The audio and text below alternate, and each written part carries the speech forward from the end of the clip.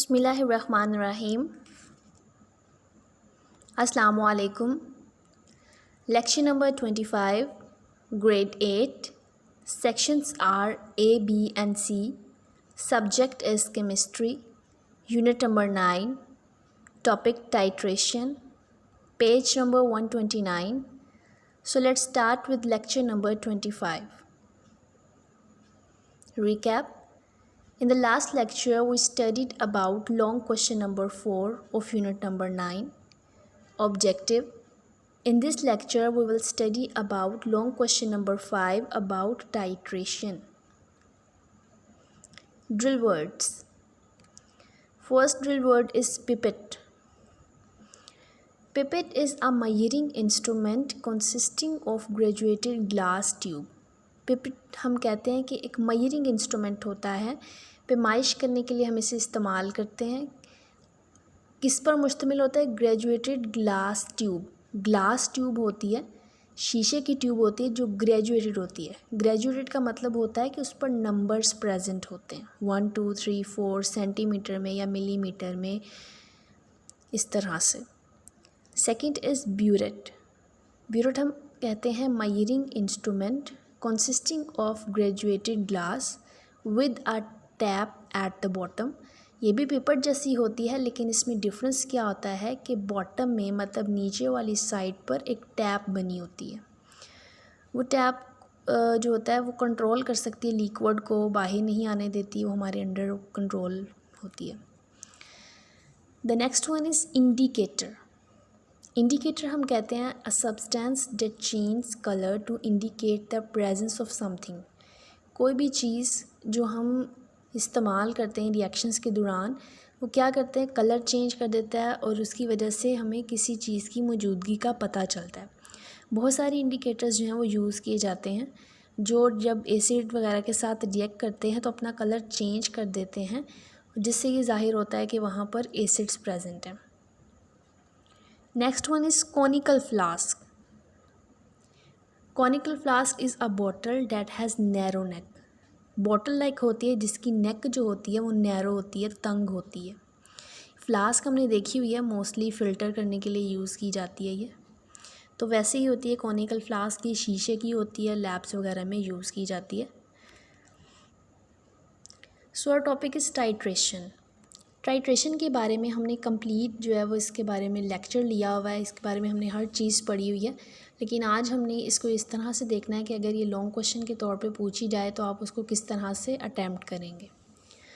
So long question number 5 of this chapter is define titration.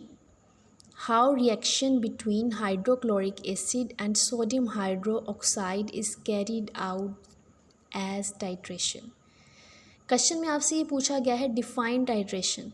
सबसे पहले आपने titration की डेफिनेशन लिखनी है। How reaction between hydrochloric acid and sodium hydroxide is carried out. Hydrochloric acid और sodium hydroxide के दरमियान रिएक्शन किस तरह से किया जाता है एज अ टाइट्रेशन, एक टाइट्रेशन के तौर पे।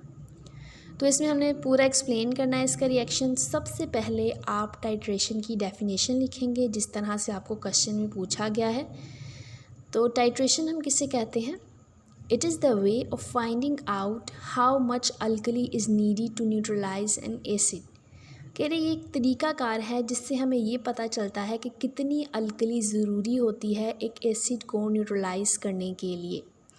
सिंपल अल्फाज में हम कहते हैं कि टाइट्रेशन जो होता है एक मेथड होता है जिससे हमें पता चलता है कि अल्कली की हमें कितनी मिकदार चाहिए होती है, जो अगर हम एसिड में डालेंगे तो उसका असर ज़ाइल हो जाएगा या उसका असर ख़त्म हो जाएगा, जिसको हम न्यूट्रलाइज कहते हैं। नेक्स्ट आप मेंशन करें कि reaction between hydrochloric acid and sodium hydroxide. Hydrochloric acid हमें पता है कि एक स्ट्रॉन्ग एसिड होता है जिसे हम HCl से शो करते हैं। सोडियम हाइड्रोक्साइड जो होता है ये एक अल्कली है जिसमें हम NaOH को ज़ाहिर करते हैं।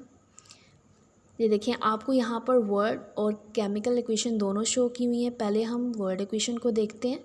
हाइड्रोक्लोरिक एसिड में जब सोडियम हाइड्रोक्साइड ऐड की जाती है, जब उसके साथ उसको रिएक्ट करवाया जाता है तो एक साल्ट बनता है जिसे हम क्या कहते हैं, सोडियम क्लोराइड। देखिए सोडियम जो है ये अल्कली से आया है और क्लोराइड जो है ये हाइड्रोक्लोरिक एसिड से आया है। साथ में हमें क्या मिलता है, वाटर। अब नीचे देखिए इसकी केमिकल इक्वेशन आपको नज़र आ रही है। हाइड्रोक्लोरिक एसिड को हम HCl से शो करते हैं। HCl इसे कहा जाता है। सोडियम हाइड्रोक्साइड जो होती है इसको NaOH से शो करते हैं। Na जो है ये सोडियम होता है और OH जो है ये हाइड्रोक्सिल आयन होता है।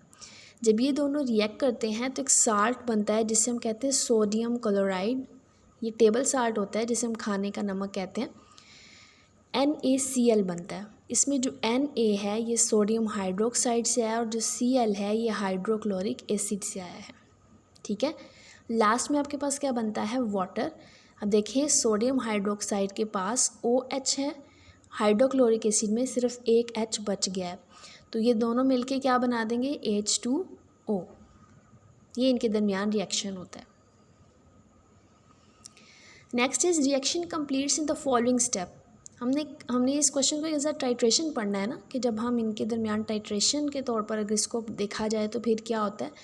तो जब आप इसको टाइट्रेट करते हैं एसिड को सोडियम हाइड्रोक्साइड के साथ, तो स्टेप जो लिए जाते हैं उसमें सबसे पहला स्टेप क्या है, a pipette is use to measure the amount of alkali.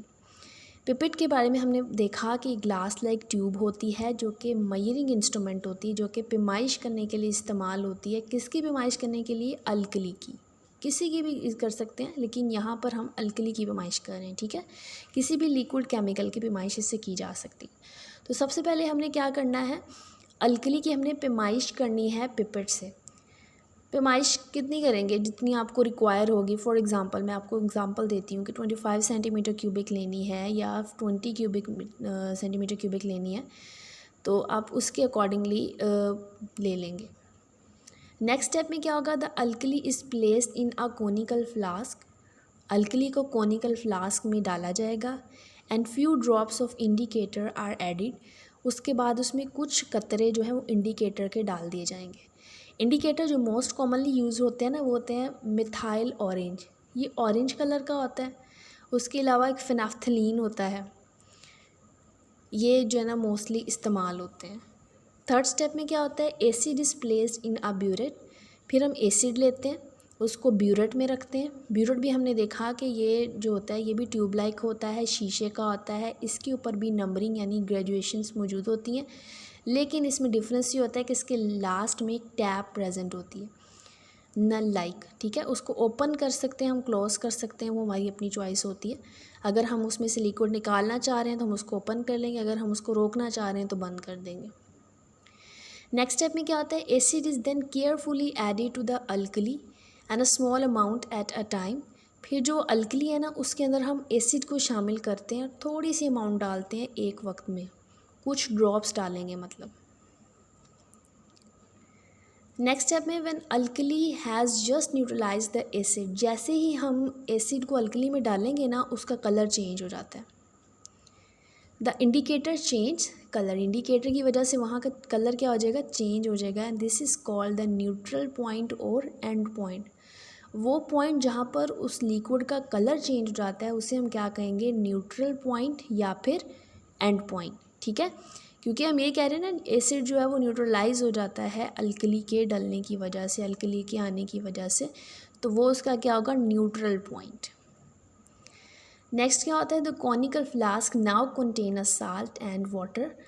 क्योंकि अब जब उनका रिएक्शन हो जाता है उस स्टेट में, ना अब एसिड रहा है ना ही वो अल्कली रही है, बल्कि एक नई चीज़ बन जाती है जो क्या है, साल्ट। ठीक है, तो वो जो कॉनिकल फ्लास्क में जहाँ रिएक्शन हुआ है उसमें जो लिक्विड प्रेजेंट है उस वक्त वो क्या है, साल्ट और वाटर। नेक्स्ट आते हैं, salt is obtain by evaporating the water. अगर हम साल्ट को प्योर फॉर्म में लेना चाह रहे हैं तो हम क्या करेंगे, उसको एवेपोरेट करेंगे। एवेपोरेट किस तरह से करेंगे, हम उसको हीट अप करेंगे। हीट अप करने से जो वाटर होगा उसमें वो एवेपोरेट हो जाएगा, बुखारात की फॉर्म में हवा में शामिल हो जाएगा और बाकी हमें प्योर फॉर्म में साल्ट मिल जाएगा। तो बेटा ये था आज का हमारा लेक्चर, होपफुली आप लोगों को समझ में आया होगा। बाकी लॉन्ग क्वेश्चन और शॉर्ट क्वेश्चंस की तरह ये भी आप लोगों ने अपनी नोटबुक पे नोट करना है और इसे लर्न करना है। ये आप लोगों का लास्ट लॉन्ग क्वेश्चन था इस चैप्टर का। इसके बाद हम इसकी ऑब्जेक्टिव करेंगे। ओके, अल्लाह हाफिज़।